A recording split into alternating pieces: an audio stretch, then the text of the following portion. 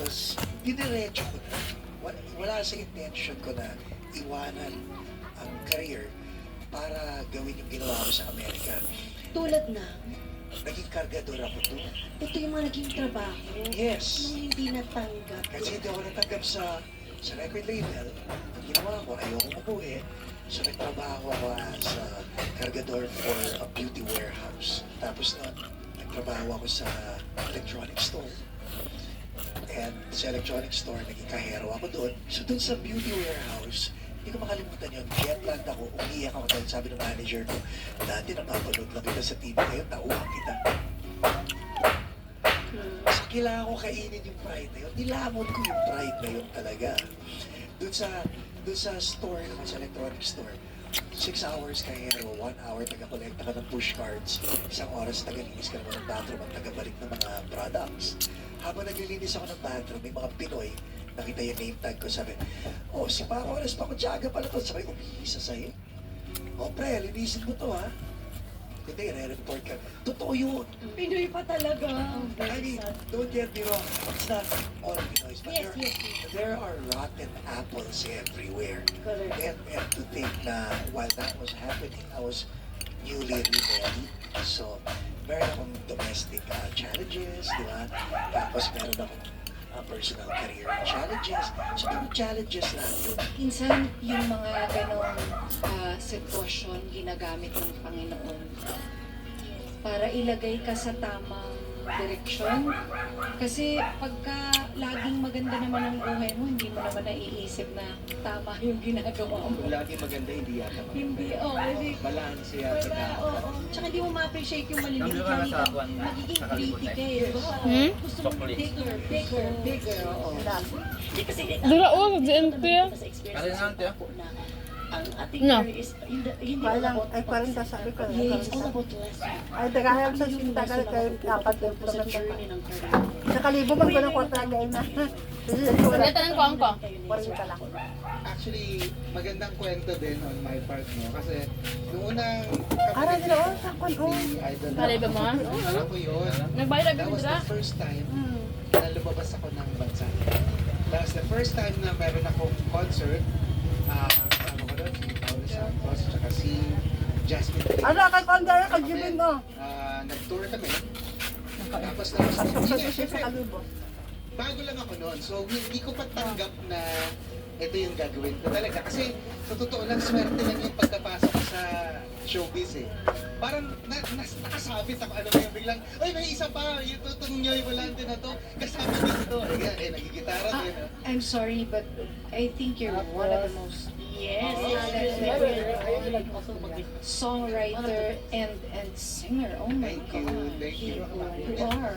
But yun yung point ko eh, coming from artists like Regine Velasquez na sabihin sa iyo, it validates Ay, me na kitang parang niya. yung panahon na yun, siyempre bago na ako. So, hindi ko pa, totoo ba doon? Bata. Kumakanta ako sa maraming tao, gano'n. Tapos, nakita ko si Ayaw lang ilagpas si sa kurit. Paco. Gawin yung gano'n. Nung una, Ne? Ba, ano? siyempre, sino ba naman di makakilala sa kanya? Yes. Oh my God, what an honor, ganyan. Tapos, nag-perform na ako. Kabuluwas na yan, ilang bangkot eh. Kung pa siya nakita ko yung isa sumisigaw, si ako. Tatlo? Dun, Anak? parang na, uy, baka meron na lang Banat, ako banat. na kahit pa paano. Anak? Corner? Kasi Dali lang. yung isa sa 1, mga 2, 3. nag-a-admire sa akin, idol ko ng tunay.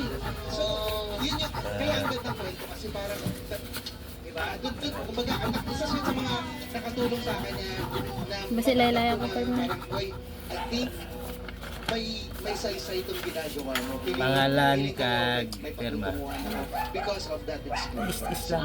Nami ewan ko no, salad-salad. Di, amo ginakaon ko. Nandito ka na rin. Bitaw. Bawal man.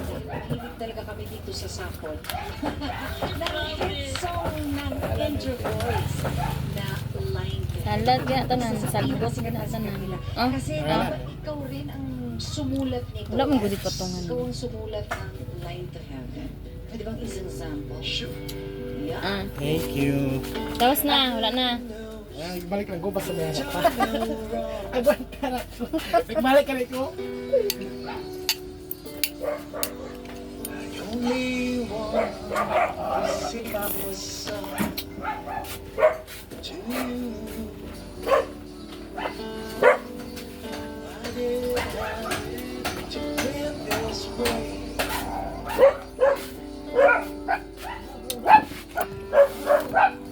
Only a fool like me could say to you.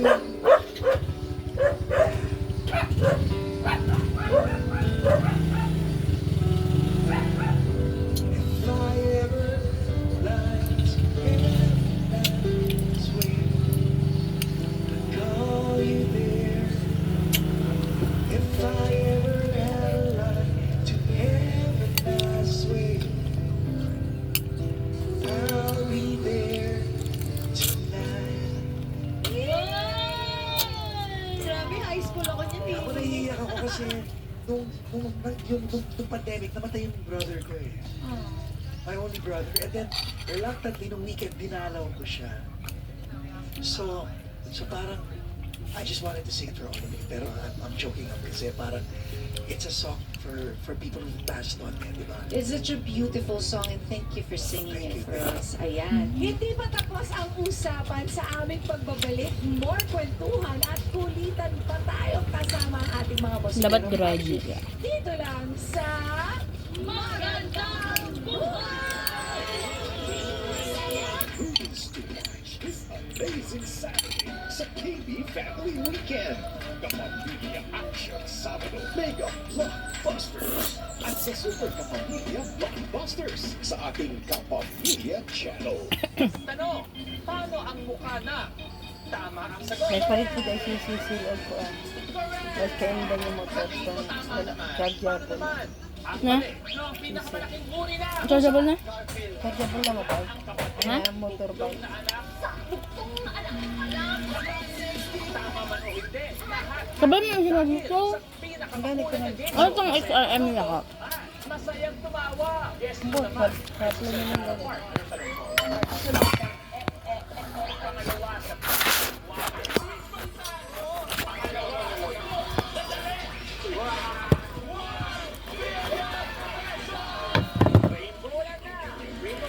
Sabado Linggo, 7:15 p.m. It's time for you all to step up to the next level. Alanganin namang gumalaw ka ng sarili mo. Ayoko, no? Every rehearsal namin, si Alex lagi siyang wala. Respeto naman. Iba-iba kami ng gusto. Hindi po yung mag-asip ko na lagi. Stressful talaga. Time to bring your A-game. Wala ka rin nakasalalay dito. Ito niyo ilalabas ang bigil mo. This is just one chance eh, so make the best out of it. Times to Dance! Sabado 8:30 p.m. Walk style fried rice? Easy! Dahil ang Aji Kilisa, may liquid format na. It adds moisture and even the cooked fried rice with more flavor. Bawat katawa, masasarap. New Aji Kilisa liquid seasoning mix. May alaga na kahit simple man, nag-iiwan ang mga ka sa buhay. Ganyan ang mga gustong iwan ang iwan para sa'yo.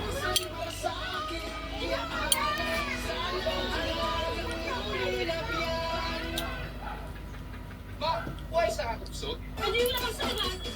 Payless Extra Big. Nalaman sa dami. Payless Extra Big sa sarap. Payless Extra Big sa kusog. Twice na ang kusog. Dito na sa lamang ka. Payless Extra Big. Bili na! Basketball has always been a big part of my life. To be great, to be good at everything. When you're passionate about something, you really don't like losing. It's game day with Bet88 Sports. Bet88.ph. Ano ba dapat yung mararamdaman ko? Kailangan lang yan, bantayan yung mga presyo, mga stress. Wait for love to happen and it's gonna happen.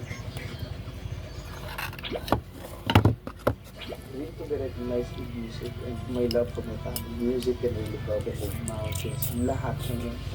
Niloto mo sa programa. Marami pa siyang lalabas na bago pag-abangan ng mga balita, sa mga connections, marami siyang success.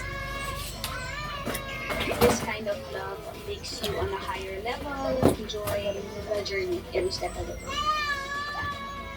Speak to the universe, be at peace. Relax lang din po. Hi! Wow! Maybe that's the secret, always be happy. Hindi, alam mo gabi. Ano ang puhunan mo sa buhay? Kaya ba pangingilangan Sino mga nini- asawa ko? nini- Sabi ko, babaguhin ko lahat ang sarili ko at lahat papasukin ko, aaseso ako. Itong bahay, may pundasyon yan. Doon namin mag-asawa. Sipag talaga. Sipag talaga. Hindi ko aabot yung tayo namin. Medyo discouraging po siya at first, pero it just pushed me more to aim higher. Ang tawag ko nga doon, pamasahe sa langit. Kahit luka-luka ako, alam ng Diyos, marami akong ginawang mabuti sa kapwa. Ikaw ang susi sa iyong tagumpay. May puhunan. Kaya mo. Alas 4 ng hapon.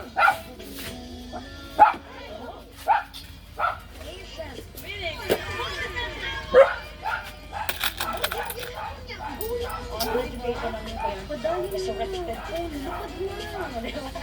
Mura man ka lang natuan sa imo, naibong sa imo kay kasi yun sa pagkakas. 1 hour lang, kanta lang tutukan. So, grabe good kayo ng disiplina rin, no? Pag singer. So, mo rin siya atong gitawagan. Never have I ever asawa edition. Never have I ever been asawa. Ako, marag Sino mang? ano yung sabi mo? Never have I ever nag-bukod. Kalimot ko nini ba? Pagka makita niyo yung mga Diri lang sa kawan.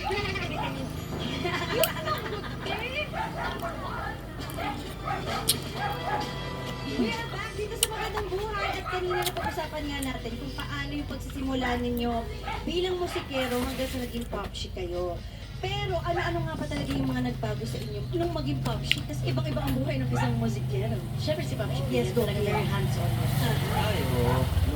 Well, feeling ko nagbago talaga ako completely. Parang kung ano yung principles ko rin nung binata ako, wala akong pamilya, definitely nag-iba siya kasi naging ang compass ko na talaga yung family. Dati, sinasabi ko sa, lagi yan, pag